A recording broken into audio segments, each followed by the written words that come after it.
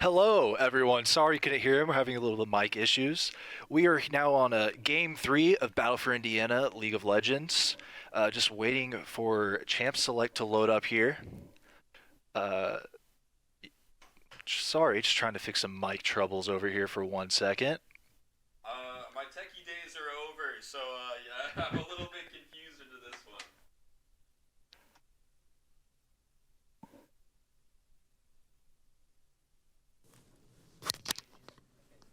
But yeah, so while we're waiting to fix that, we're just waiting for Champ Select to load up. There we go. All right, you can hear me We're now. good? Cool. We're good? All right, we are in. So as I was saying, we are now looking forward to this next match, which will be PNW versus IU, which are both some pretty credible teams. Well, two of the top teams here today. Right. Yeah. So I know from PNW, I'm expecting a lot. I've heard a lot of things, but also this is an entirely new roster from what I'm used to. A lot of the other guys I've already met. There's one player on the team who I'm still familiar with. But other than that, everybody else is completely new. I haven't seen any of them play. I don't know what to expect. I don't know who they play. And I'm kind of looking forward to what wild cards we might see out there. Oh yeah, just even looking at their match histories, I'm expecting to see some different champions than what we've probably seen the last two games. We are Right. going into draft right now. And let's see, starting off with the Irelia ban, I do know that one of the members of, I believe IU likes to play Irelia. Got the Right. Got And the so- Oriana ban, got the Ashe ban. These are pretty standard bans here. Lee Sin banned away from PNW. I know their jungler likes to play that. Right. I don't know. Purdue. I don't know too much Wrong about the team. champions. So as far as these bands go, what makes these what do we call them, champions here?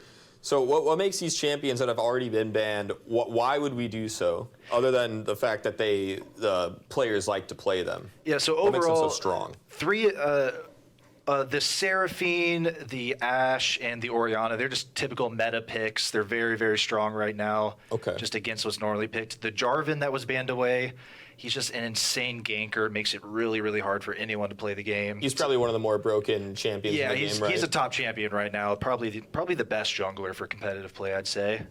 so and- reasonably so why he is pushed to the side, out of the meta. Now we do have the Syndra lock. Syndra is probably the most common mid laner right now. Very good pick. Then we've got the Rumble pick. That's very interesting. It's probably going to be top lane. What does Rumble do? What is Rumble his pick? has a flamethrower, and Really? he Okay. just melts people with that flamethrower. He's not you don't see him too often in the top lane. It's a pretty different pick, but he So is is very this probably strong. our first wild card of the picking stage? Yeah, then? it's the most different pick we've seen so far. We've got the Nocturne and Renekton. Renekton is a staple top laner. I'm not exactly sure how it plays into Rumble, but it is a very, very common pick, very strong right now. Nocturne is great. He has that global ultimate to turn off the vision for everyone on the enemy team and then dash across the map, basically, and get onto somebody. Very good jungler.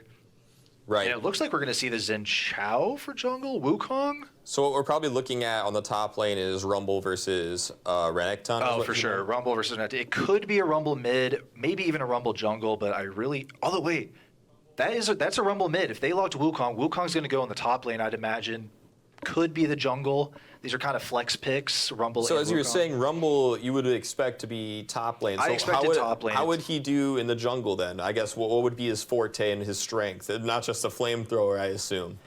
He is just overall a very strong champ. He can clear the jungle very fast. His ultimate is insane, just very, very high damage. So Okay. if he pops out and surprises anybody with that ult, it's a tough time for them. Right, because the junglers are very flexible between helping out whenever they need to, right? Yeah, They kind of yeah. pop in, they say hi. They're give it a- kind of another support of the team, although they're typically more damage focused than a support would be. Right, and the jungler wants to as well farm for to increase the money for the team as well, right?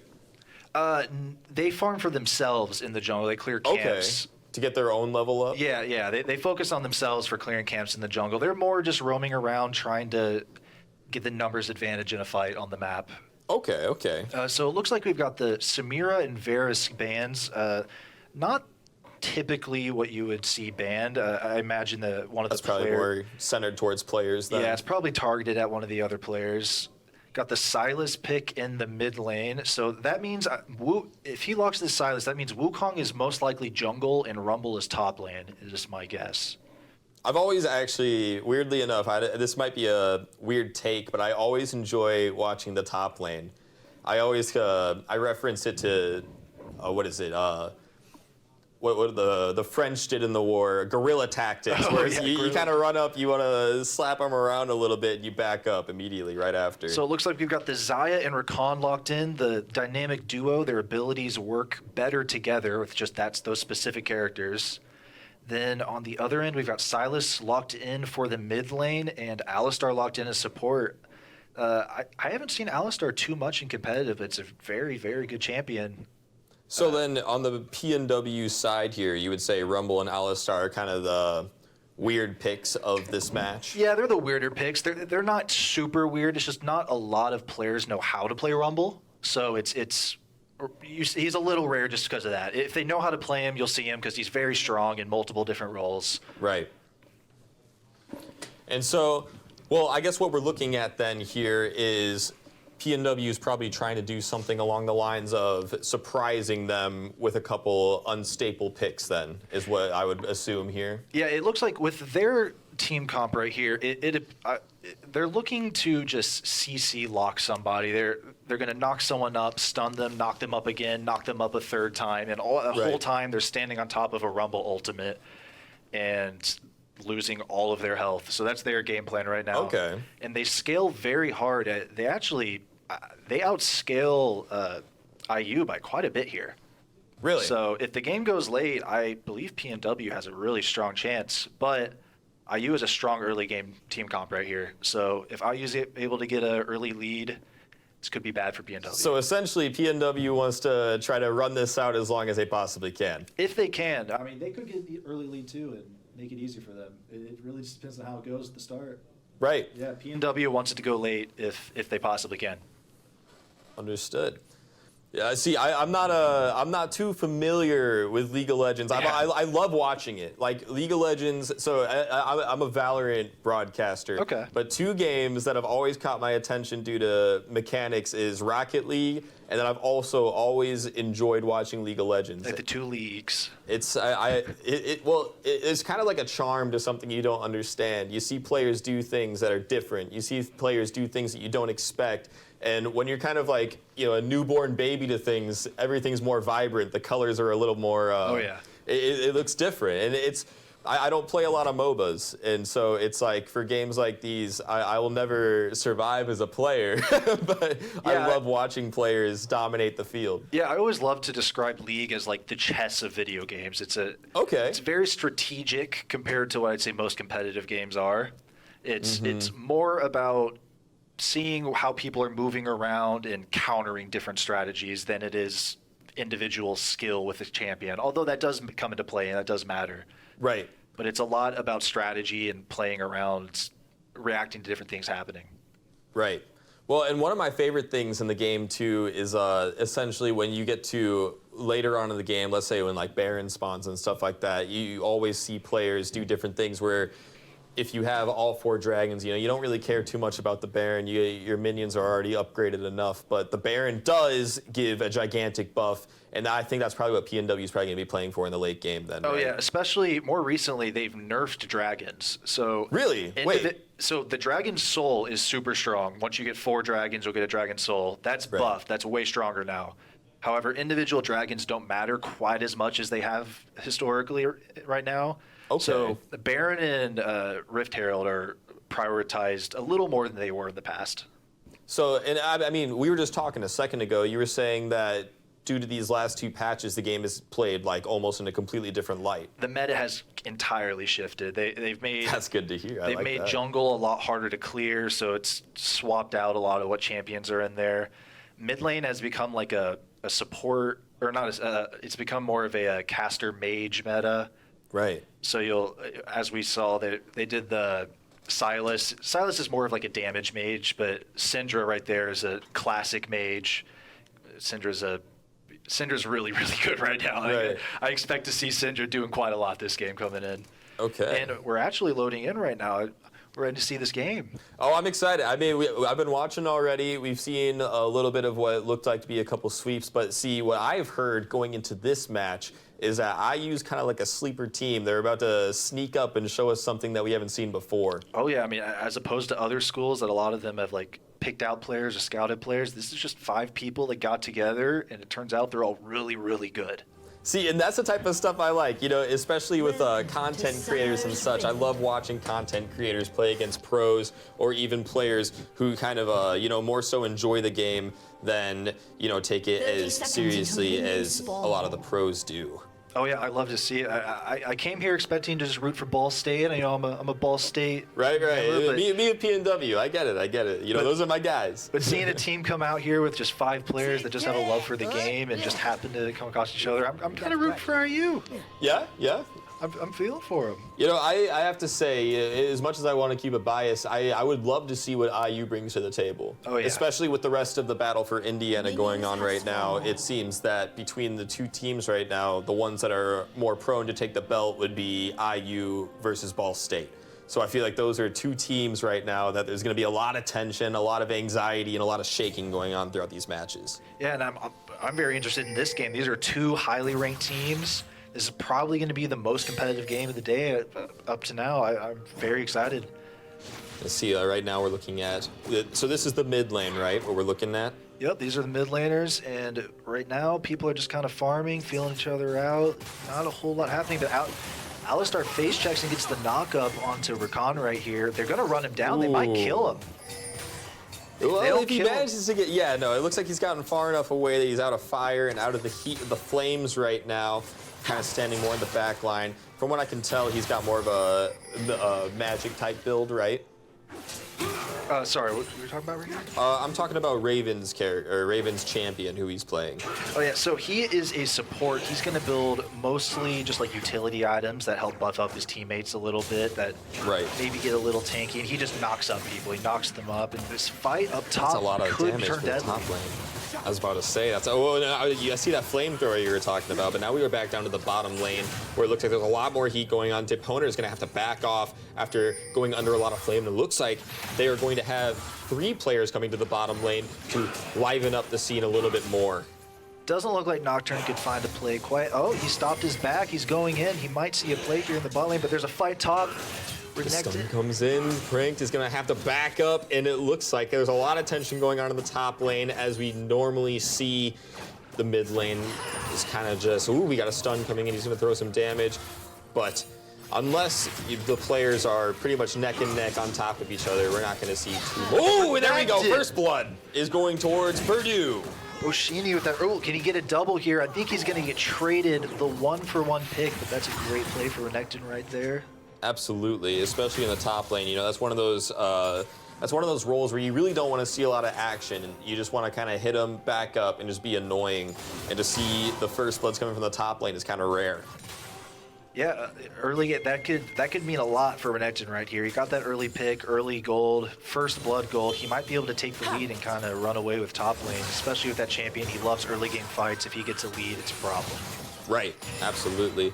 I also like how these bottom lane players just continue to fight back and forth. That's one thing I love about League. You know, you can't tell what's going on. Well, I mean, you can tell, but it's one of those things where you're watching these players go back and forth, and you think someone's about to die. You think someone's losing all their health. We have a fight going on in the top lane. Renekton's trading with the Rumble here. I think he's going to have to back out, though. Rumble actually wins that trade, as Wukong steals away the Scuttle Crab from Nocturne there. Oh no, Nocturne actually smited that Scuttle and stole it from Wukong. Well, it looks like PNW's actually slowly etching up here and taking a little bit more space, getting closer to the tower. Pranked is using his minions. So there's that dreadful flamethrower we were talking about doing so much damage. Ooh, and that's not going to look good for Eugene, who is now being attacked by 2 of PNW's players with a third on his way right now. That's 4. That's 4 right there. And we're about to see some damage come in with Tape Owner slaying Eugene. And now that is another character down with another pick for PNW. That was a great roam from the Alistar and a great reaction from the Silas to get in there and take down take down Eugene on his own camps. They do not want this Nocturne hitting level 6 and becoming a problem. Well, so what happens when he gets level 6? Once he's level 6, he has an ultimate that it's not global, but it's close to. It's a very, very large circle around him that the whole map for the enemy team goes dark. They can't see anything around them. And then Nocturne can dash onto them from super far away. Oh, that's a little bit scary. And, you know, we're in the Halloween season right now, so I think a spooky play like that would definitely be in order. He's close to the spookiest champ in the game. It's definitely themed for the season. Right. He's like the Omen of Valor. So far, this is a very close game. Only a 100 gold lead. What it looks like, Pranked is actually chasing Bocini out. He's going to try to take him down, and he does, which actually frees up a lot of space for the top lane, which is not what you want to see. At the same time, Winking is able to take down Galusi right there. I think they're also... Oh, Raven just gets away. But and that dragon is not helping them right now, as the dragon was actually attacking Raven in that scenario, pushing his HP just a little bit lower for PNW to take advantage of. And finally, PNW actually takes the lead there. They've got a nice 800 gold lead, and that's what they needed. The game was dead even right until about now. Alistar is trying to do what he can, but he doesn't really have a team behind him to deal damage. Right, and it looks like they're trying to come towards Tipona here and try to get a little bit of damage in. But with a lot of PNW players on the field, the last thing you want to do is take this fight, so it looks like they're going to be backing up. He's going to channel himself and get himself out of there. They are going to back up and reset and try to get their gold on the map. Nocturne still not finished. Nocturne getting his Iron Spike whip, getting a little damage on there. He's still only level 5, so he's not really that useful to his squad right now. And with PNW slaying more of the Purdue team, what do you think Purdue needs to do to get themselves back in and take the competitive edge on this match? So right now, Purdue is actually in the lead. I think they just need to hold it down. Right. Is it the... Right now, this fight going on is huge, close. Prank does get Bocini, and the top lane fights are continuing to push further. As I was mentioning earlier, it's kind of rare to see a lot of kills going on in the top lane, and that's almost where we've seen a lot of these kills happen. Yeah, I mean, Pranked is getting strong. He took the lead in the top lane, and that's not good for Renekton. Renekton wants to win early, and if not, he's not very useful. But Nocturne is able to take out the Rumble over here and trade back that kill. And he is level 6 now, so we can see some Nocturne shenanigans going on. And Nocturne is the one that you were talking about with the whole, he makes the map dark, right? Makes the map dark and dashes on top of somebody. Here he goes. So I was about to say, I kind of wanted to see it happen. I think he's looking to ult mid lane right here, but Silas is... Oh, is he going to go? He doesn't take the ult. He decides not to dash. Just darkens the map a little bit for the team. And so, like, he can dash almost all the way across the map is what you were saying. He can dash about from, like, one lane to the other. The range goes up depending on his level. Right now they're having a fight in the jungle, though. Oh, it looks like we got a shutdown going on. And Eugene is just not allowed to walk into that bot jungle. He needs to accept, I think, that PNW owns his side of the bottom jungle, and he's not allowed there. Right, so what you would say is PNW's got a lot of spacing right now, and a lot of space that's going to help them further push themselves to get an even greater lead than we already got. Yeah, they are currently winning the vision game. If you look at the map, they have... There's not a ton of vision on the map at the moment, but they have quite a bit more vision than IU does. They know whenever Nocturne walks into that jungle, and they have more pressure on the map. They have more gold. They have more items right now. Everything is leaning in their favor right now, but they're not too far ahead. It's anyone's game at the moment. Right, and so as we see, both teams kind of see the dragon on the field too, but neither team is going for the dragon. Why would that happen? Because I understand if you get 4 dragons, you get a dragon soul, and that really increases the game and pushes towards your team to have more, like, a bigger upper hand and advantage. So why are they avoiding the dragon? It looks like they're focused more topside right now. They're actually starting the Herald, but Renekton goes down to Pranked again. Yeah, it's kind of crazy. We're seeing a lot of frags being taken in the top lane, and it looks like we're going to get a lot of damage on the tower from Pranked here. If they're not careful, Pranked might run away with this game. He might be able to just carry it by himself, and his team is securing the Rift Herald. Right, and from the looks of it, Purdue is nowhere to be seen with the Rift Herald spawn. They are going to try to trade it for drag. We will see if Purdue decides to react to this. What would you say would be a smart decision to go for Rift Herald or Dragon? Which one do you think is more important? I'd say in the current meta, Rift Herald is typically more important. it just helps you open up the map pretty early on and get you a lot of early gold, which can snowball into a lead. Right. But as long as IU manages to trade for drag there, it's not too bad of a trade. Right, and this game is still pretty even as far as the gold goes. I mean, we're about like at what looks to be a 1.3k lead as far as gold goes, with PNW taking the Rift Herald and Purdue taking the first dragon. But I will say, as I was, there's a fight breaking out in the bot lane. Just a little trade, no one's going to go down. As I said at the start of the game, PNC wants to go late game if they can. They want to, and they already have the lead, so they might not even have to go late game. They're winning early. They're probably going to win late. It's looking really good for them so far. Right, and PNW is trying to elongate this, and as far as the top lane's going, their top lane player is really absolutely slaying the scene right now. Oh yeah, I think he has officially won lane. Renekton's probably not going to do a whole lot top lane. He's just going to play dive later on whenever they have team fights. And so would you say as far as the top lane goes, would you say that's one of the more important lanes to game? Typically not. I say top lane's one of the lesser impactful roles. It has some strong champions, so they can get out of control if they get some kills, but typically they don't affect the map all that much. And that's why they kind of, and it looks like we're going to have a lot of evasion going on, but Tax Evader was not able to evade that as he does get slain. He's not evading that one.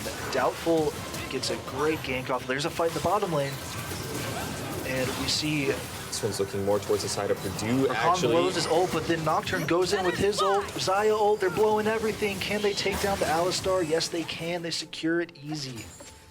And so, with the bottom lane being dominated by Purdue and the top lane being dominated by PNW, what would we have to say is going on? Whoa, with the mid lane, I didn't even realize this. They're actually doing a lot of damage towards that middle turret. Yeah. These fights are... It kind of seems like PNW might be running away with this game. They got the Herald down to take that mid tower. Right, so when you defeat the Rift Herald, he just runs straight through mid lane, right? And he's just kind of a force to be reckoned with. So you can drop him in any of the lanes that you want to. Oh. And he will take about 2 turret plates. If you see those little squares, chunks on the towers, he'll take about 2 of those chunks away. And every chunk gives you a little gold. So he took down the tower, they got first turret gold, they got a couple turret plates, and now the map is open. They've got a lot of pressure mid lane because the enemy does not have a tower to hide behind anymore. And with PNW taking that tower, so I guess what is the most important part about these towers in this game? The towers, of course, do a little bit of damage. If you get too close to them, they continue to turret you. And with losing that, that was the mid turret that we lost, right? Yeah, we did. Yeah, and that's one of the more important ones. That's probably the most important one. Having that down really opens up the map. Silas, their mid laner, can roam around and kind of do what he wants from here on out. Right. He doesn't need to stick to mid anymore and defend his tower. They have so much pressure. They're ganking right in the middle here. Ooh, what is that ult? That was a Senna ult. Another Nocturne ult. And they are just cleaning up. And it looks like they're going to go for the rest of the players here as they are pushing in. The Purdue players are going to try to come in. And it looks like they are going to get a shutdown. Purdue comes in and just cleans up. Although that flamethrower does so much damage. Prank TP's in and just completely turns this fight around for them. This damage is insane. He is so far ahead. They are really, really close to Purdue's spawn right now as the little brother campus is starting to show their rampage on the field. It's almost as if, you know, as the older brother, you did something to mess with your younger brother and your mom's telling you to get off the Xbox and essentially hand over the controller. As Nocturne gets another ultimate off to clear that bot lane. Yeah, the little brother is trying to show that he's not worse at the game just because he's little. Right, absolutely. And there's going to be a lot more damage coming on with Pranked on a rampage now, as he has now done a lot of damage for his team, and he is no longer even sitting on the top lane. Why would that be? Why would he leave the top lane? Well, the map is open with mid tower gone, and lots of team fights are happening, so he is just making sure that he is there for fights, because he is a huge chunk of their damage. They're not really lacking for damage, but since he is 6-2 right now, which is a massive lead. Right. There's another fight breaking out here in the river. Yeah, I was about to say Frank is channeling, but he's going to cancel his channel to come help in the mid lane. And it looks like we have another player from PNW who is making his way over, and Doubtful slays Tax Evader, and Raven is kind of running as far as he possibly can, trying to stall some time, trying to stay alive. He's going to try to flash forward, but unfortunately he does get traded by Klexo, who is now on a killing spree. And PNW is going to take drag off of that. They are really just taking every objective on the map now. Purdue may have managed to get the first dragon, but that might be the only dragon they get. Well, and I mean, dragons aren't too important unless you get all 4, right? I mean, they still give some helpful stat boosts. They're not as important as they used to be, but it's still helpful. They get a little extra damage from this Drake right here, which is always nice. So that Drake right there, the one with the bluish symbol, that's a damage the blue one. booster. I thought the Infernal was just taken. Yeah, so I believe, I can't remember what that one gives you right now. They've changed it quite a few times over the last 2 years. Yeah, as you mentioned, there's a lot of changes going on, especially currently with these last 2 patches. And it looks like Purdue is going to try to come in and do some damage in the middle, and they're kind of farming what looks to be some of these minions, and it looks like we're going to have a huge fight break out in the middle. We have some ults coming in, and a lot of people are airborne, getting thrown about on the map like a tossed salad. And I think PNW is just going to clean up this fight. They are not allowing Purdue into their own jungle. They are cleaning up all the resources on the map, blocking Purdue from having anything. PNW may just be running away with the game right here. Purdue's going to have to do a lot to come back from this.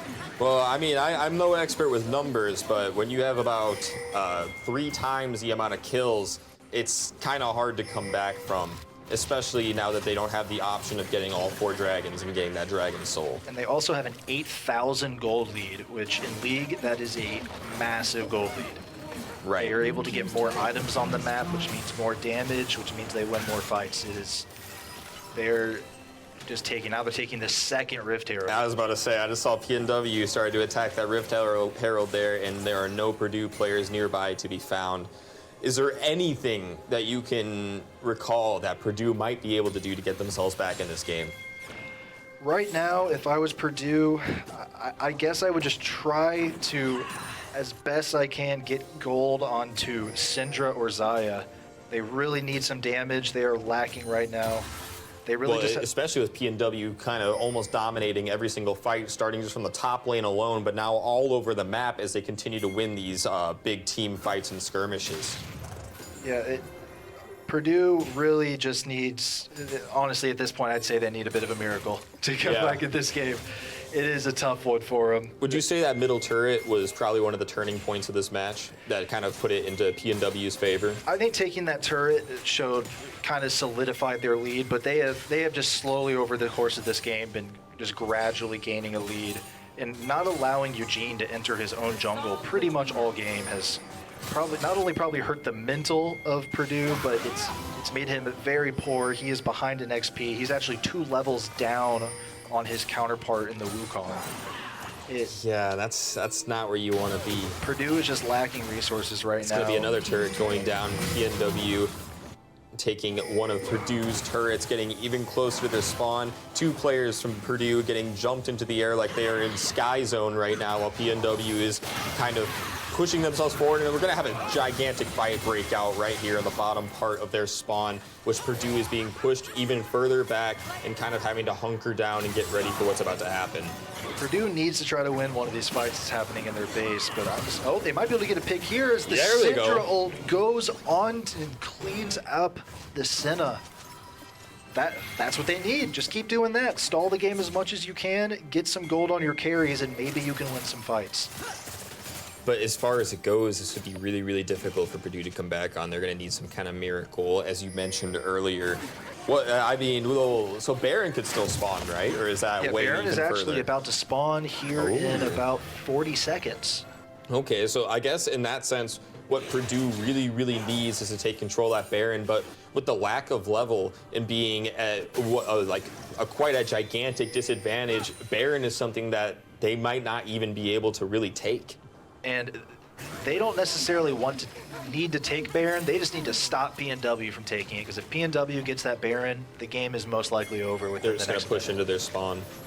Well, and the Baron will just run straight through mid. With no mid turret, there's almost idealistically nothing Purdue would be able to do. Yeah, I mean, Purdue just can't really stop. They cannot.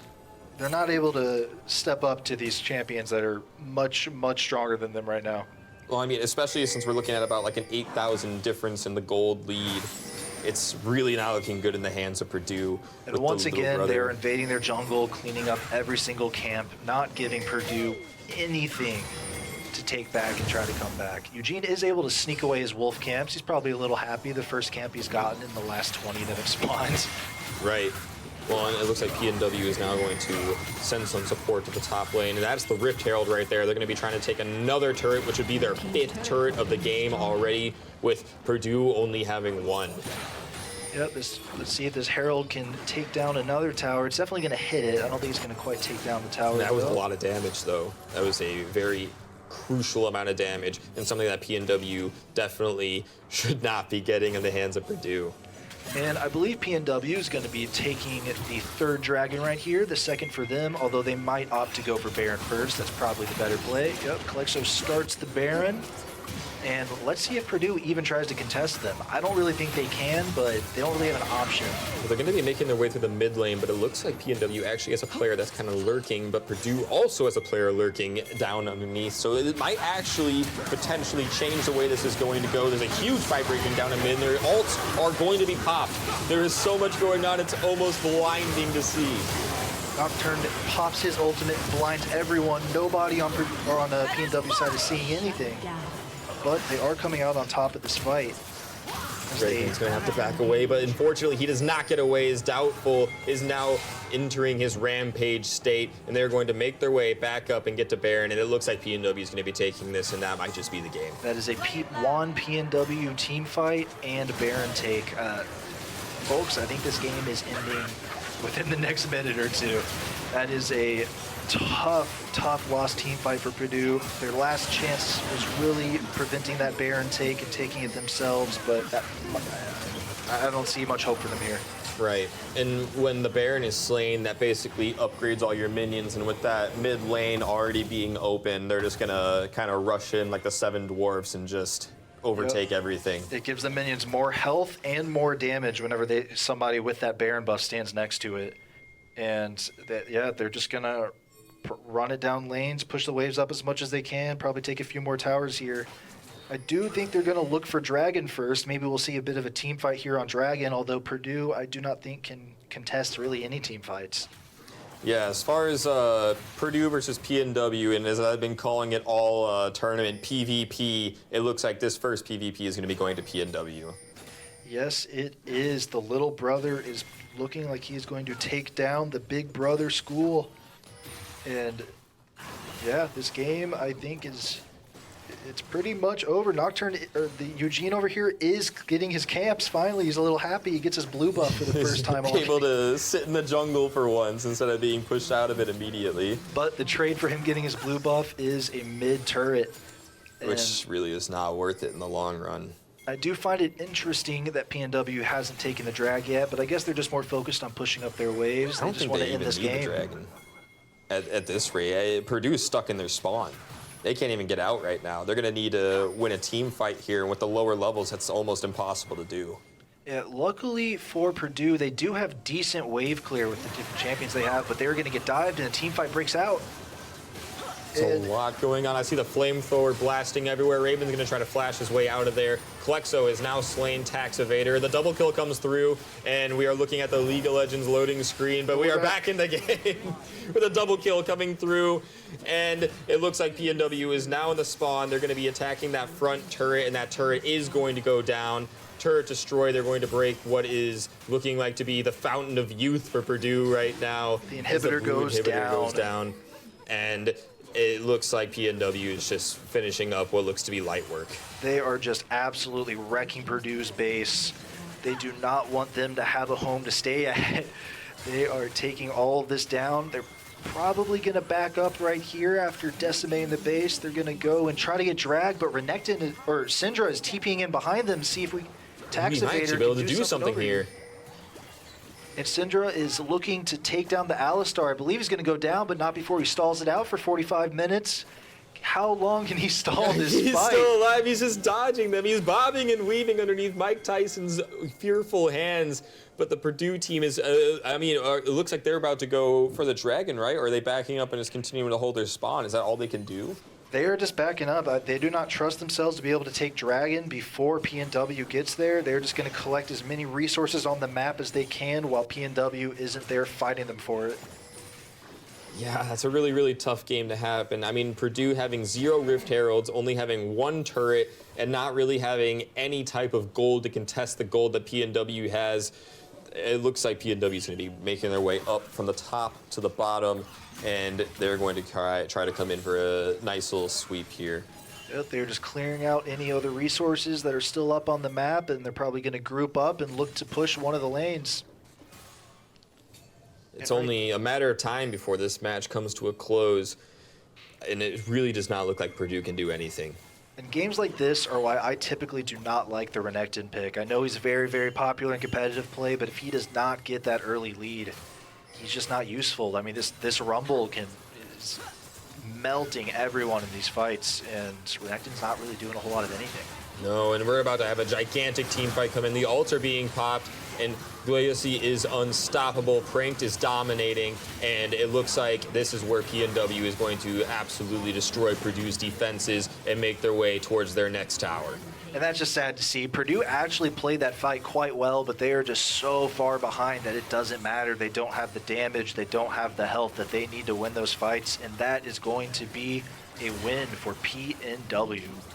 The turrets are going down, and the turrets were basically nothing but butter mixed with hot water. And the blue turret being destroyed, they are now going to destroy the life pool at the beginning, and this is going to be a game for PNW, who showed a dominant performance in this match. Which I believe, realistically, when we were talking about this, I thought we were looking at PNW versus IU, but I just now realized that this was actually Purdue that was facing them. Yeah, it took me a little bit there. I know I said IU about 100 times before I realized it, but it was indeed PNW versus Purdue. And the little brother school takes down Purdue. Right. Well, you know, this is just for League. As far as Rocket League goes, as far as Valorant goes, it looked like Purdue was able to show up a little bit more. But especially in League of Legends, this looked like more of a PNW-dominated field, which was a little bit expected considering as far as how renowned they are as a team. Yeah, PNW, I believe, was one of the teams to be 2-0 in the placements to get into the Battle for Indiana. Right. And they have one of the highest-ranked teams. They're just overall a very good team, and they just showed it in the game. A force today. to be reckoned with. I mean, yeah. I was looking towards potentially getting a nice, what I would have considered to be more of an even match, but it looks like we are looking at what looks to be another sweep for now. Yeah, unlike maybe the last couple games that I saw, where it looked like there was a large skill gap between the teams, this one, I'd say the teams were pretty even. It just...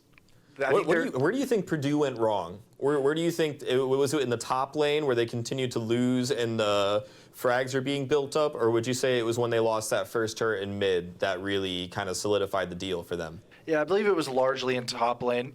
It was largely in the top lane, them losing those the 1v1s versus Renekton and Rumble kind of ran most of the fights. He was doing so much damage in all his fights all game. But also, I think Purdue just picked a bit of too much of an early game focused team comp, and they didn't win the early game. Right. Well, and that's what you were mentioning. Purdue was kind of focused towards the early game, and as PNW managed to elongate the match, it worked perfectly with the champions that they had picked. Yeah, they were playing champions that wanted gold, and typically they'd have to wait to get a lot of gold throughout the game to be able to do that kind of damage, but they got the gold very early on. And it was easy work for him from then on. And so how much gold essentially do you get just from one pick alone? So if it's just pretty even, typically when you take down a player, you'll get 300 gold from killing one person. If you repeatedly kill them, that gold will go down, or if they're like way ahead of you, you might get more gold. But It's typically 300 gold for killing someone, or killing a champion. And yeah, he got that 300 gold too many Right. times in the top lane right there. Well, and as we saw as well, PNW really did dominate the jungle area, especially pushing forward into the late game. And I think that just pushed. I don't think Purdue was ahead in gold at all throughout They were that ahead match. for maybe the first 5 minutes. Yeah, and I guess that was reflected on the comp that they had picked. But the longer the game went on, the more that PNW was able to pull that lead back into their own. Yeah, and then also Purdue was just struggling to control especially the bot jungle vision. PNW knew where they were at all times. Anytime the Nocturne came in to try to clear his camps, PNW was there to say, no, you're not allowed to have those camps. Right. Kill him and take his camps. Eugene was not able to play the game today. Right. It feels bad for him. It's a little rough, but sometimes it's just how it goes in League. Well, and so now we are looking at what Purdue would be sent towards the losers bracket. We're playing it that way, right? These are all best of ones going into the losers bracket. So, looking into our next match, what do you think we expect? I'm not sure who's playing. We actually have an interview to jump to. Oh, perfectly. So yeah, we're just going to be jumping to an interview. But there will be more League of Legends coming after this, so do not go anywhere. But for now, we are going on a break and going into the interview. Welcome back to the stage. I'm here with Pranked, who was the top laner for Purdue Northwest. How are you feeling after that game? Feeling pretty good. Solid win. Not as clean as I was hoping, but still good. Yeah, and you got a triple kill at the end of the game. How does that feel? Hey, I'm just doing Rumble things out here. Now, something I want to ask real quick about your draft, Senna. So what was kind of like the thought process behind that? I mean, we think Senna's really OP right now. Draft leaking secrets. But I mean, it's something that we've been practicing a lot, and it's something we look really good on. But we look good on everything, so. Awesome. Now, is this your first time here, or are you a returning player? Yeah. This is my first time at Butler. But I mean, I'm kind of like a CLOL vet for like League at least. I've been here for a while, so I'm like the old man pretty much. Cool. So how is it like the experience here at this facility? How's that? Is this your guys' first LAN event So how has that like been for you? I mean, this facility is super cool. Everything's super nice. Like, it's very like well kept. So I mean, it's really cool. Just everything's nice, and yeah. All right, and one last question. You're going to be going against the winner of the Indiana and Ball State match. Who are you like?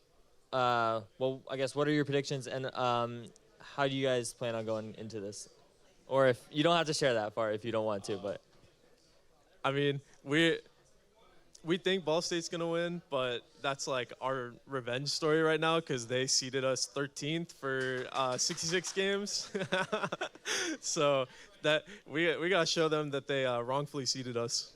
All right, well, we are looking forward to it. So I'm going to go ahead and send us to a break, and yeah.